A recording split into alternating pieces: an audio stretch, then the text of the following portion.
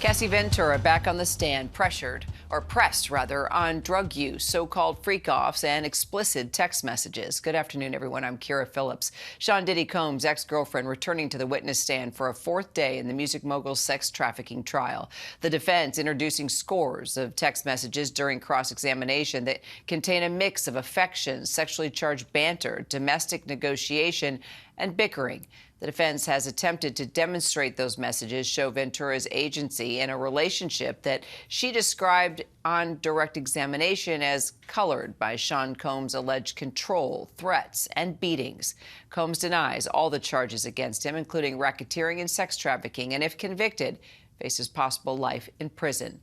ABC News contributor and trial attorney Brian Buckmeyer joins me now from live outside that courthouse. Brian, you were inside that courtroom. You've been inside that courtroom from the beginning. The jury's interest appeared to be a bit piqued by the discussion about Ventura's rape allegation and the defense's attempt to cast doubt on that. Tell us more. What are your thoughts?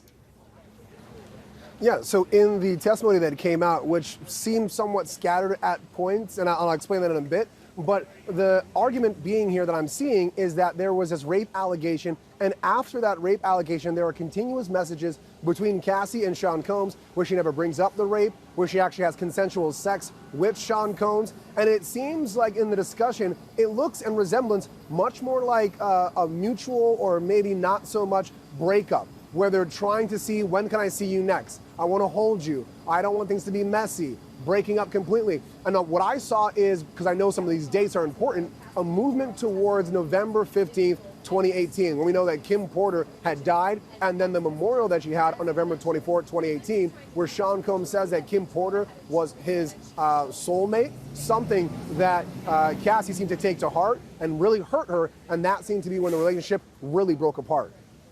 So the jury heard a dramatic recording of Ventura and a man who said he had seen her in a sexually explicit video.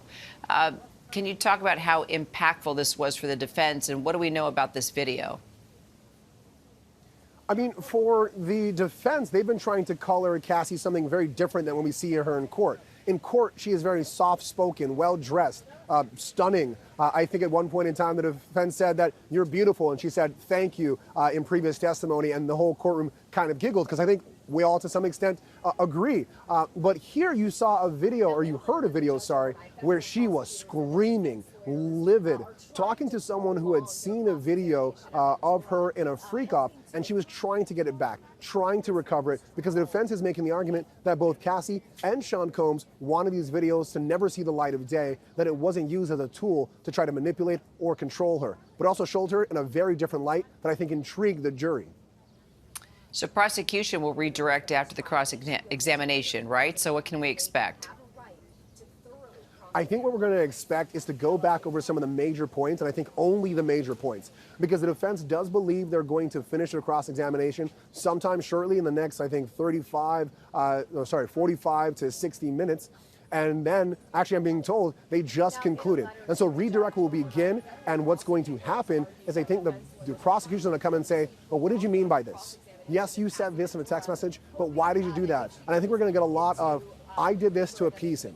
I did this because I was afraid of him. I did this because I felt I was controlled. Trying to move the narrative away from abuse, away from a relationship that we might think is normal and tumultuous outside of the domestic abuse, and move it back towards coercion, back towards sex trafficking. That's what the government will try to do in the rehabilitation and the redirect of Cassie Ventura.